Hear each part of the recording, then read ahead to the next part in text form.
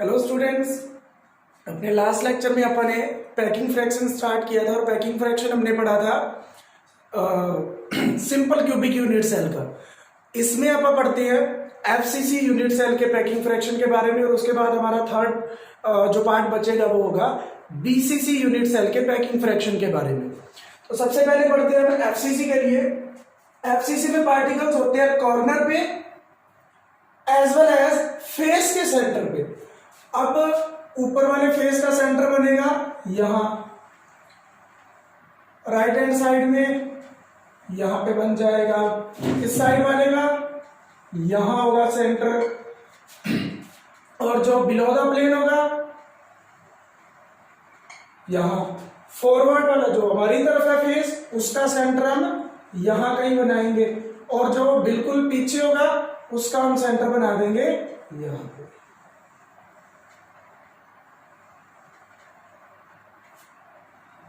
तो सबसे पहले हम इसको ज्वाइन कर देते हैं।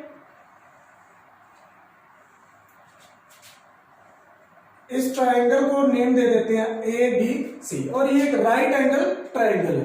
तो सबसे पहले देखते हैं in right angle triangle A B C. AC इसका क्या है? हाइपोटेन्यूज। तो एसी की वैल्यू क्या आएगी? Square root of A B square plus BC square. तो एसी हमें मिल जाएगा। ए बी हमने यूनिट लेंथ कितनी कंसीडर कर रखी है? ए। यहां लिख लेते हैं हम let edge length is equal to A. यहां पे पुट कर देते हैं, ये बना A square plus A square. तो एसी हमें मिला अंडर रूट 2 ए बाहर आ जाएगा। अब एक्चुअली ये पार्टिकल्स या ये स्फीयर इतने दूर नहीं होते। एक्चुअल स्ट्रक्चर अगर हम इसका ड्रॉ करें तो एक्चुअल स्ट्रक्चर के अंदर ये कुछ इस तरीके से अरेंज्ड होते हैं। ऊपर वाले फेस के हम कंसीडर कर रहे हैं 4 पार्टिकल ये वाले, और एक ये जो सेंटर में कुछ इस तरीके से अटैच होगा उसके साथ, इनको हम ज्वाइन कर देते हैं।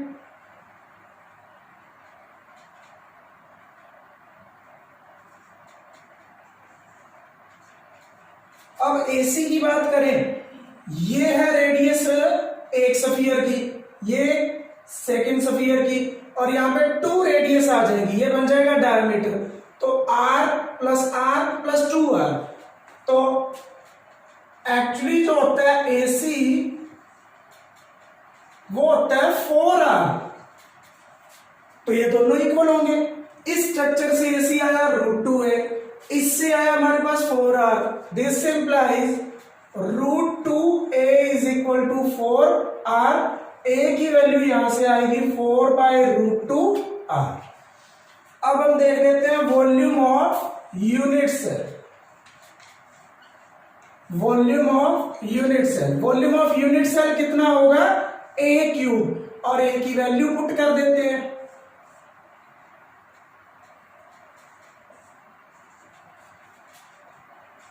ये बनेगा 64/2√2r क्यूब। ये कट के हो जाएगा 32/√2r क्यूब। तो ये है वॉल्यूम ऑफ यूनिट सेल। अब आगे देखते हैं कि इस एफसीसी लैटिस के अंदर कितने एटम हैं।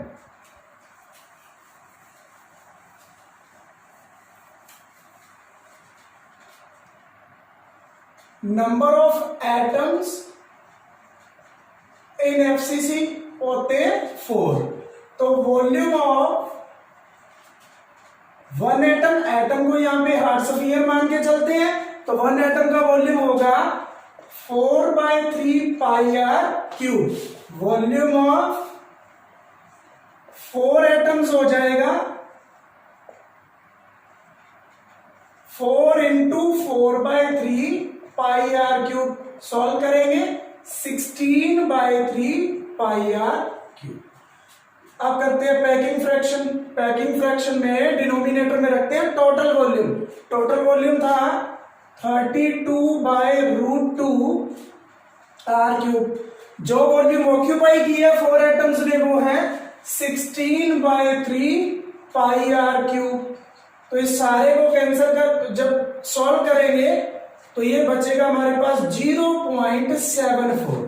हमें अगर चाहिए परसेंटेज स्पेस ऑक्यूपाइड, वो आ जाएगा 0.74 इंटू 100, वो बन जाएगा 74%।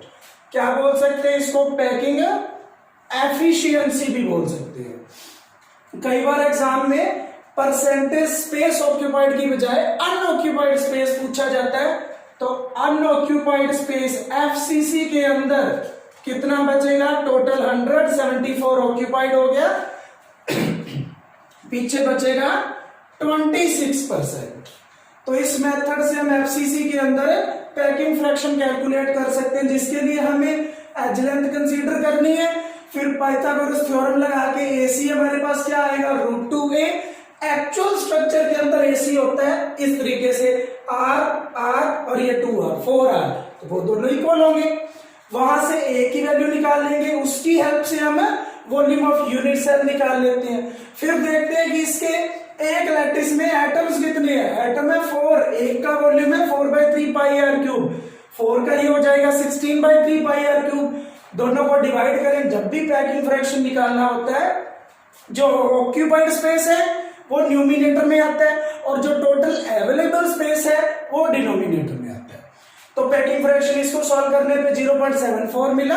100 से मल्टीप्लाई करेंगे तो परसेंटेज स्पेस आएगा।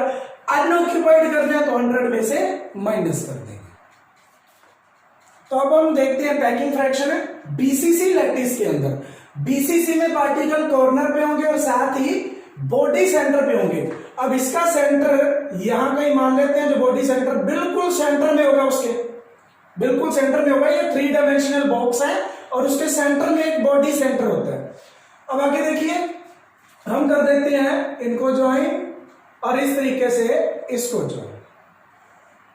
ये एक बॉडी डायगोनल है क्योंकि इसका ये फ्रंट वाला कॉर्नर है और ये जो नीचे है ये उसके बैक वाला कॉर्नर है। इट मींस वो बॉडी के सेंटर से पास हो रहा है, ये बॉडी डायगोनल है, और ये वाला जो ऊपर से पास हो रहा है ये फेस डायगोनल है ओनली, क्योंकि ये सिर्फ फेस के सेंटर से पास हो रहा है, बॉडी के सेंटर से पास नहीं हो रहा। ये फेस सेंटर है और ये बॉडी सेंटर है। टोटल बॉडी सेंटर देखिए, अगर ये कॉर्नर है तो इससे मिलेगा और इसका अगर अपर कॉर्नर होगा तो इससे मिलेगा। टोटल 4 बॉडी सेंटर होते हैं, सॉरी बॉडी डायगोनल होते हैं। तो देखिए इसकी एज लेंथ हमने कंसीडर करी है ए, तो यहां से एसी क्या आएगा? इन इस साइड करते हैं, इन ट्राइंगल एबीसी एसी हमें मिलने वाला है square root of AB square plus BC square. ये इसकी वैल्यू पुट कर देते हैं A square plus A square, तो AC मिल जाएगा √2a। आगे देखते हैं हम। अब AC हमारे पास आ गया √2a और ये यूनिट लेंथ कितनी, ये एज लेंथ कितनी मानी हुई है? A। अब इस ट्राइंगल की बात करते हैं, इसको D कंसीडर कर लेते हैं, ACD। इसमें ये हाइपोटेन्यूज का काम करेगा। इन राइट एंगल ट्रायंगल ACD, इसमें जो AD होगा वो होगा AC square plus CD square. तो AD इज इक्वल टू मिल जाएगा, AC कितना है? √2a, √2a, तो √2 का स्क्वायर 2, A का A square plus A square, तो AD मिला √3a, √3a। अब देखिए एक्चुअल स्ट्रक्चर के अंदर ये इतनी दूर नहीं होंगे, एक्चुअल स्ट्रक्चर के अंदर क्या होगा? ये पास पास होंगे।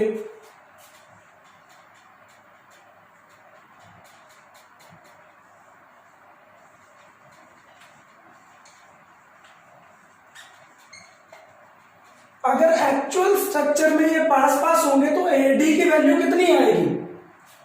ये स्फीयर ये और ये आपस में ज्वाइन होंगे तो इसका तो 2r कंसीडर होगा, इनका r कंसीडर होगा। इट मींस AD कितना आ जाएगा? 4r। देखिए सिर्फ इसकी बात करनी है अपन ने, तो ये एक हिसाब से ऐसे ज्वाइन होते हुए दिख रहे हैं। इसके सेंटर से लेके इसके सेंटर तक ये जो डिस्टेंस है r 2r 4r होगी। इसका मतलब 4r और √3a इक्वल है, तो यहां से a की वैल्यू हमें मिल जाएगी 4/√3r। इसकी हेल्प से अपन वॉल्यूम ऑफ यूनिट सेल निकाल लेते हैं। वॉल्यूम ऑफ यूनिट सेल, अब वॉल्यूम ऑफ यूनिट सेल हमें क्या मिलेगा, a³। a की वैल्यू आई हमारे पास 4/√3r³, ये हो जाएगा 64/3√3r³। आगे देखते हैं, number of atoms in BCC. BCC के अंदर नंबर ऑफ एटम होते हैं 2, जो पहले कैलकुलेट कर चुके हैं। तो वॉल्यूम ऑफ 2 एटम्स, 1 एटम का होता है 4/3πr³, तो 2 का हो जाएगा 8/3πr³। पैकिंग फ्रैक्शन कैलकुलेट करते हैं। टोटल स्पेस जो अवेलेबल है 64/3√3r³, और जो ऑक्यूपाई है उसको ऊपर रखते हैं। जो चीज कैंसिल होगी उसके बाद जो वैल्यू आएगी 0.68, और अगर हम परसेंटेज स्पेस की बात करें तो ये बनेगा 68% ऑक्यूपाइड स्पेस, और अनऑक्यूपाइड कितना बचेगा 32। तो सिंपल क्यूबिक में हमें मिला था, सिंपल के अंदर मिला था 52.4, एफसीसी में मिला 74, बीसीसी में मिला 68%। तो पैकिंग फ्रैक्शन सबसे ज्यादा किसका होता है, एफसीसी का। और ध्यान रखना एक चीज, अगर कहीं पे सीसीपी दे रखा हो, ध्यान रखना ये पॉइंट, सीसीपी और एचसीपी नेम क्या इनके, cubic close packing, hexagonal close packing, उनका पैकिंग फ्रैक्शन पूछा जाए तो वो सेम एफसीसी का होता है। इनका भी पैकिंग फ्रैक्शन 74% ही आएगा, ध्यान रखना ये। नेक्स्ट टॉपिक है हमारा वॉइड्स का। वॉइड्स क्या होते हैं, जब भी हम क्लोज पैकिंग करते हैं क्रिस्टल्स की, जब भी हम क्लोज पैकिंग करते हैं क्रिस्टल्स के अंदर एटम्स की, तो कुछ स्पेस अनऑक्यूपाइड रह जाता है। अभी हमने देखा ही है एफसीसी के अंदर क्या था, 74% ऑक्यूपाइड था, मींस 26% क्या रहा, अनऑक्यूपाइड रहा। तो जो अनऑक्यूपाइड स्पेस होता है उसको हम बोलते हैं void. The unoccupied space remain during close packing of constituent particles in a crystal। एक क्रिस्टल के अंदर कॉन्स्टिट्यूएंट पार्टिकल की जब क्लोज पैकिंग करते हैं तो कुछ अनऑक्यूपाइड स्पेस रह जाता है, उसको हम कहते हैं वॉइड। वॉइड जो होते हैं वो 2 टाइप के होते हैं। फर्स्ट है टेट्राहेड्रल वॉइड। टेट्राहेड्रल वॉइड, जो टेट्राहेड्रल वॉइड होगा उसका कोऑर्डिनेशन नंबर होता है 4। इट मींस इसकी डेफिनेशन क्या बनी, this void is surrounded by 4 spheres और this void is created by 4 spheres. Octahedral की बात करते हैं, ऑक्टाहेड्रल वॉइड। ऑक्टाहेड्रल वॉइड जो होते हैं उनका कोऑर्डिनेशन नंबर होता है 6 स्फीयर मिलके इनको बनाते हैं। तो ऑक्टाहेड्रल वॉइड का कोऑर्डिनेशन नंबर 6 है। It means it is surrounded bye 6 spheres, जिनमें से जब ऑक्टाहेड्रल वॉइड की बात करते हैं तो हम एक पेज पे सिर्फ 4 ही स्फीयर बना पाते हैं। 5th और 6th अबव द प्लेन और बिलो द प्लेन होता है, हम ड्रॉ नहीं कर पाते। अब बात करते हैं size of voids. Size of void, अब देखो वॉइड एक खाली स्पेस है, वो 4 स्फीयर से अगर सराउंडेड है तो वो टेट्राहेड्रल है, 6 से सराउंडेड है तो ऑक्टाहेड्रल है। अगर हम कंसीडर कर ले कैपिटल आर है जो, वो है रेडियस ऑफ स्फीयर, जिनसे मिलके ये बने, जिन्होंने सराउंड कर रखा है इसको। तो स्मॉल आर की अगर मैं बात करूं, that is radius of tetrahedral void, TD का मतलब है टेट्राहेड्रल वॉइड, वो होगा 0.225 आर। और अगर मैं आर कंसीडर करता हूं रेडियस ऑफ ऑक्टाहेड्रल वॉइड, तो वो होगा 0.414 आर। तो इससे हमें पता चल रहा है कि कौन साइज में ग्रेटर है, दैट इज ऑक्टाहेड्रल वॉइड बड़े होते हैं और टेट्राहेड्रल वॉइड छोटे होते हैं। इनकी डेरिवेशन करते हैं अभी। तो दोबारा देखो, वॉइड क्या होते हैं? अनऑक्यूपाइड स्पेस जो क्लोज पैकिंग के दौरान रह जाता है। 2 टाइप के होते हैं, tetrahedral and octahedral. Tetrahedral 4 sphere से मिलके बनते हैं, ऑक्टाहेड्रल वो स्पेस जो 6 स्फीयर की वजह से बनता है। साइज आर हमने कंसीडर किया, रेडियस ऑफ स्फीयर जिनसे मिलके बने, तो जो टेट्राहेड्रल वॉइड का साइज है वो 0.225 आर होगा, ऑक्टाहेड्रल का 0.414 आर होगा। अब देखते हैं ये कैसे 0.225 आर और ये 0.414 आर है, इसकी डेरिवेशन करते हैं। तो फर्स्ट पढ़ते हैं अपन size of octahedral voids. Octahedral voids में कोऑर्डिनेशन नंबर होता है 6। इट मींस ये जो वॉइड है वो 6 स्फीयर्स के साथ सराउंडेड होता है। लेकिन मैंने पहले बताया कि हम जब बोर्ड पे ड्रॉ करेंगे या पेपर पे ड्रॉ करेंगे तो हम 6 स्फीयर ड्रॉ नहीं कर सकते, हम मैक्सिमम ड्रॉ कर सकते हैं 4। एक होता है अबव द प्लेन और दूसरा होता है बिलो द प्लेन, वो हम ड्रॉ नहीं कर सकते। तो अगर इसका सिंपल स्ट्रक्चर बनाए हम, जिसमें हमें एक वॉइड क्रिएट होता हुआ दिखेगा, तो वो कुछ इस टाइप का होगा।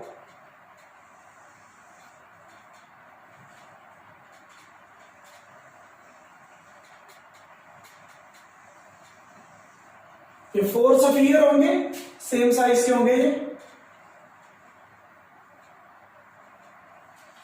यहां जो वॉइड प्रेजेंट, ये वॉइड है, इसको हम बोलते हैं वॉइड। अब इसका अगर साइज कैलकुलेट करना है तो हमें एक स्फीयर मानना पड़ेगा कि वो इस जगह पे प्रेजेंट है। तो हम एक स्फीयर मान लेते हैं यहां पे, इसके सेंटर से इन दोनों के सेंटर को आप मैच कर देते हैं। इसको कंसीडर करते हैं ए, इस एंड को थोड़ा मैंने ऊपर लिखा है, ये एंड है बी सी। देखो ये स्फीयर है जिसकी वजह से वॉइड क्रिएट हुआ था। इसकी रेडियस अपन ने कितनी कंसीडर करी थी? Capital R. ये भी कितनी होगी? आर। ये भी आर। और ये जो स्मॉल स्फीयर है इसकी रेडियस हम कंसीडर कर रहे हैं small r. Radius of small sphere. ध्यान रखना, ये जो रेडियस है ये वाली, ये आर है, और ये वाली रेडियस भी आर मान रहे हैं। अब अगर हम बात करें इस ट्रायंगल की, ये भी एक राइट एंगल ट्रायंगल बनेगी, लेकिन जिसमें हमें बेस क्या लेके चलना पड़ेगा? एसी। एसी हमारा बेस होगा, बी टू सी हमारा हाइपोटेन्यूज होगा। तो in right angle triangle A B C, BC is equal to क्या आएगा? बीसी का स्क्वायर क्या होगा? A B square plus A C square. ये कितना है? R plus r, that is 2r square. A B है, आर ये, और स्मॉल आर उसकी आर प्लस आर का स्क्वायर। सेम ए सी है, आर प्लस आर का स्क्वायर। तो ये बन जाएगा 4r स्क्वायर, ये होगा 2 इंटू आर प्लस आर का स्क्वायर। ये कट के बना 2r square is equal to r plus r का स्क्वायर। अब इस साइड मुझे होल स्क्वायर बनाना है, तो 2 को स्क्वायर के अंदर रखना है, तो वो रहेगा √2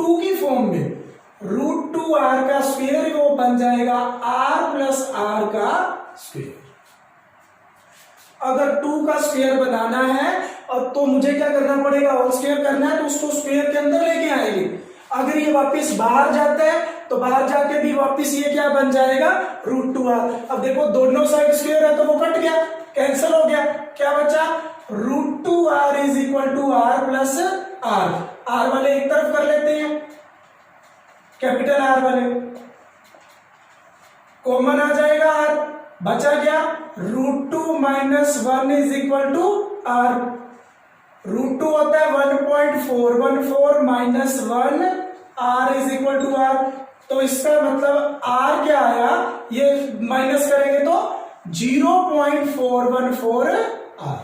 ये किसके लिए आया, ऑक्टाहेड्रल वॉइड के लिए। पहले हमने किसका कैलकुलेट किया है, ऑक्टाहेड्रल का। तो दोबारा देखिए कैसे किया हमने, ऑक्टाहेड्रल वॉइड में 6 स्फीयर के साथ वो वॉइड सराउंडेड होता है, बट एक प्लेन के ऊपर हम मैक्सिमम 4 बना सकते हैं। एक इसके ऊपर होगा और एक जस्ट इसके बिलो द प्लेन होगा, वो हम ड्रॉ नहीं कर सकते। हम कंसीडर करते हैं कि यहां पे ये 4 के साथ ज्वाइंट है।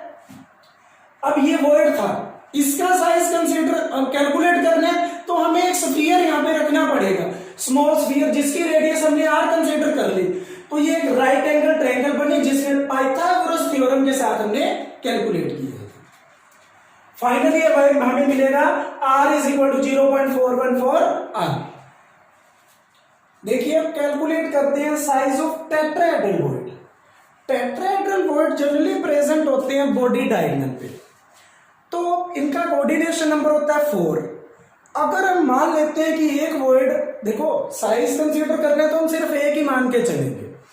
एक वॉइड जो टेट्राहेड्रल वॉइड है वो प्रेजेंट होता है, मान लेते हैं हम बॉडी डायगोनल पे, बॉडी सेंटर पे ही मान लेते हैं, तो उसका कोऑर्डिनेशन नंबर होता है 4। तो जो कॉर्नर पे स्फीयर प्रेजेंट होंगे, जो कॉर्नर पे एटम्स प्रेजेंट होंगे, वो ऑल्टरनेट लेके चलेंगे अपन, क्योंकि कॉर्नर होते हैं 8, हमें कोऑर्डिनेशन नंबर कितना लेना है, 4। तो अगर हम क्या करें, ऑल्टरनेट कॉर्नर पे यहां कंसीडर करते हैं। ऑल्टरनेट कॉर्नर का मतलब होता है अगर मैंने इस कॉर्नर पे एटम कंसीडर किया तो डायरेक्ट जितने भी कॉर्नर इसके साथ है उनपे हमें एटम्स नहीं लगाने। डायरेक्ट कितने हैं, 1 2 3, इनमें नहीं लगाने। फिर इसकी बात कर लेते हैं, इसी तरीके से ये जुड़ जाएगा, सिमिलरली ये जुड़ जाएगा। ये 4 एटम्स हम माने ऑल्टरनेट कॉर्नर पे जो आपस में जुड़े हुए नहीं है। एक हम कंसीडर करते हैं जो हमारा एटम प्रेजेंट है वो होगा बॉडी डायगोनल पे, बॉडी सेंटर पे ही मान लेते हैं। और ध्यान रखिए ये वॉइड मान रहे हैं हम, वॉइड है, वॉइड का साइज कंसीडर करने के लिए एक स्फीयर हमने रखा है। ये जो 4 स्फीयर है इनकी रेडियस तो है कैपिटल R और इसकी रेडियस है स्मॉल r। ध्यान रखना, A B C D, इसको अगर हम ज्वाइन करें इन ट्राइंगल ABC, AB हमें मिलने वाला है, एज लेंथ कितनी कंसीडर करते होते हैं अपना, A, तो AB हमें कितना मिलेगा, डायरेक्ट लिखूंगा पाइथागोरस थ्योरम के according, AC square plus BC square. AB मिलेगा A square plus A square, ये मिल जाएगा √2a। अब एक्चुअली अगर हम बात करते हैं तो ये इतनी दूर नहीं होते एटम्स, जो पीछे वाले टॉपिक्स में भी हमने पढ़ा है। अगर इनको हम एक दूसरे के क्लोज लाते हैं, इसके सेंटर से लेके इसके सेंटर की डिस्टेंस अगर ये पास आ रहे हैं तो सिर्फ ये रेडियस ही कंसीडर होनी है, ये वाली चीज तो होती नहीं है एक्चुअल में। तो ये बन जाएगी मैक्सिमम कितनी होगी, 2r, r कैपिटल लेना, ध्यान दीजिए। तो क्या हो जाएगा, 2r is equal to √2a, r बन जाएगा यहां से a बाय √2, 2 डिवाइड में आएगा, 2 को लिख सकते हैं √2 इंटू √2, ये कैंसिल हो जाएगा, ये बच जाएगा। इसको कहते हैं अपन इक्वेशन नंबर 1। अब देखते हैं राइट एंगल ट्राइंगल ABD, ये मिला हमें √2a, ये होता है A, तो AD कितना आएगा, वो भी पाइथागोरस थ्योरम के according AB square plus BD square. AD मिल जाएगा, AB का स्क्वायर करेंगे तो √2a का square 2a square plus a square, AD हो जाएगा √3a। अब फिर बात आती है कि एक्चुअली ये इतने दूर नहीं होते, तो AD कितना आएगा जो बॉडी डायगोनल है, देखिए उसमें एक रेडियस तो इसकी आ रही है capital R, small radius 2 times, क्योंकि ये तो पूरा ही कंसीडर होएगा ना बॉडी डायगोनल में, वो होगी 2R स्मॉल, ये कैपिटल R। अब ध्यान दीजिए यहां पे एटम नहीं दिख रहा, लेकिन अगर यहां पे होगा तो फिर यहां नहीं होगा, तो हमें कैपिटल R भी 2 टाइम लेके चलना है। तो AD कितना आया 2R प्लस 2R, ये बन गया 2 × R प्लस R। कंपैरिजन करेंगे तो 2R प्लस R बचेगा √3a, जिसमें से हम कैलकुलेट कर लेते हैं R प्लस R की वैल्यू √3/2a। इसको हम कह देते हैं इक्वेशन नंबर 6। डिवाइड कर देते हैं इक्वेशन 2/1, तो मिलेगा हमें R plus R by R is equal to √3/2a by a/√2। इस साइड सॉल्व करते हैं इसको। देखिए एलसीएम अलग अलग कर लेते हैं, तो 1 प्लस R/R बचा, a से a कैंसिल हो गया, 2 नीचे आएगा, √2 ऊपर को कैंसिल होने के बाद बचेगा √3/√2, 1 उधर ले जाते हैं,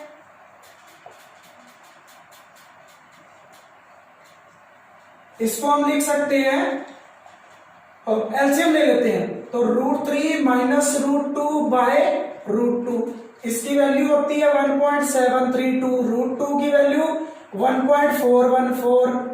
ये सारा सॉल्व करने पे आपको मिलेगा 0.225।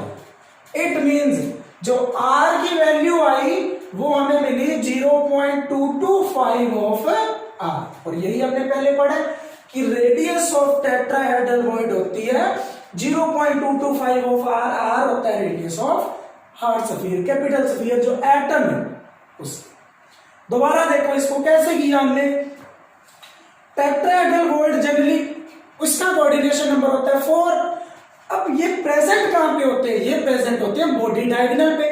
बॉडी डायगोनल देखो, ये बॉडी डायगोनल है, उस पे मैंने मान लिया वैसे एक बॉडी डायगोनल पे 2 टेट्राहेड्रल वॉइड होते हैं, एक बॉडी डायगोनल पे 2 होते हैं, बट हम डेरिवेशन करने के लिए, साइज कंसीडर करने के लिए सिर्फ एक वॉइड मान रहे हैं, वो मान लेते हैं बॉडी डायगोनल पे बिल्कुल सेंटर में, बॉडी सेंटर पे प्रेजेंट है। अब कोऑर्डिनेशन नंबर इसका कितना होता है 4। एक्चुअली ये इस तरीके से जुड़ा भी होता है, यहां हमने शो नहीं करना, इस तरीके से, इसके साथ तो वही है, तभी तो कोऑर्डिनेशन नंबर 4 होगा ना, 1 2 3 4।